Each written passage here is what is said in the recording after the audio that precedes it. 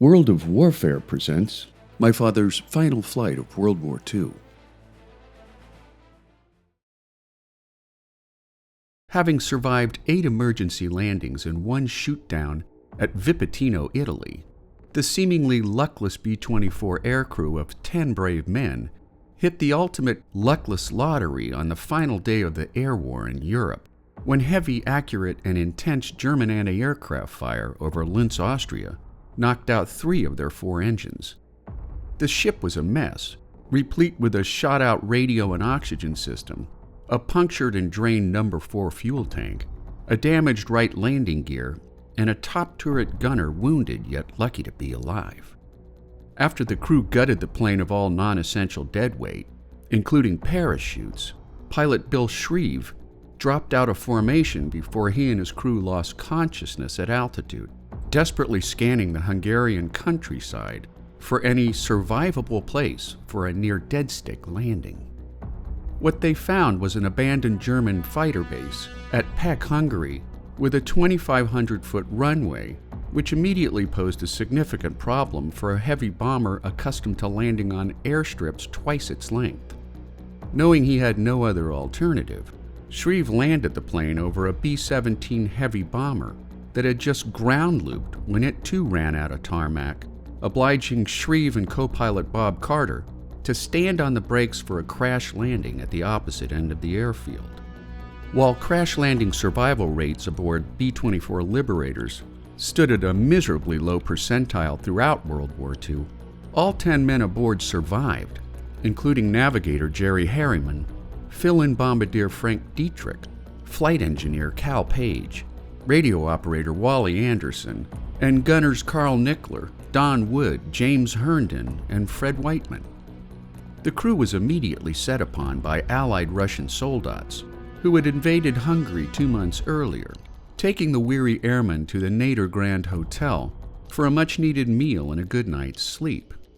The next day, the downed airmen's odyssey turned surreal when they were given 3 days' worth of food, consisting of 6 loaves of black bread, 10 lengths of smoked sausage, and 1 slab of raw sow belly. Their escort was a Russian Oberlieutenant who resembled Stalin so closely that the Americans nicknamed him Joe. They boarded a train packed with Russian soldats returning to their mother country, who soon began pouring full glasses of wine for the Americans, offering toast after toast until the airmen became quite intoxicated. After Joe had consumed an equal quantity of booze, he began hitting on a local Hungarian woman, which caused several fights to break out among the Russians and the Hungarians aboard. In all their drunken rivalry, Joe and the airmen missed their getting-off point, forcing them to bivouac in a bombed-out rail station 50 miles in the wrong direction, listening all night long to front-line artillery fire at the nearby Austrian border.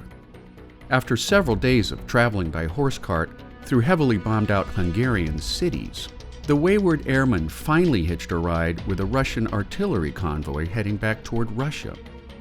Frank Dietrich wrote of the convoy, "The drivers were well loaded with wine and we drove at 60 miles an hour down bad roads. Our truck was in a bad way and soon we stopped to repair a flat tire. The tools were taken out, a 5-gallon can of wine and a chessboard. While the driver worked on the tire, we shot at a nearby telephone pole with all the weapons we could find, drank wine, played chess until the Russians began a rousing game of tossing live hand grenades. A short distance ahead, a jeep was also being repaired. It was dusk and soon became rather dark. At this point, the Russian repairing the jeep was in need of more light to complete his work, so he simply set fire to a barn a short distance away. Light was plentiful after that. After days of misadventure, the airmen finally arrived into Odessa, Russia on May 7, 1945, 1 day before the formal end of war in Europe. 53 years later, Frank Dietrich and his daughter Donnie Bastiani would return to Pécs, Hungary in search of where his plane went down, and after hailing a taxi at the Pécs airport for the drive to the same hotel where Dietrich was billeted after the crash, the taxi driver inquired in broken English about their reasons for coming to Hungary. When his passengers explained their objective, The driver pulled off the roadway in quite animated excitement, insisting that his mother had taken a picture of the bomber as it came into land. Undone by the small world serendipity of the moment, the driver drove to his mother's house, where she gave the picture to Frank and Donnie, closing out a vivid chapter in the lives of 10 brave men.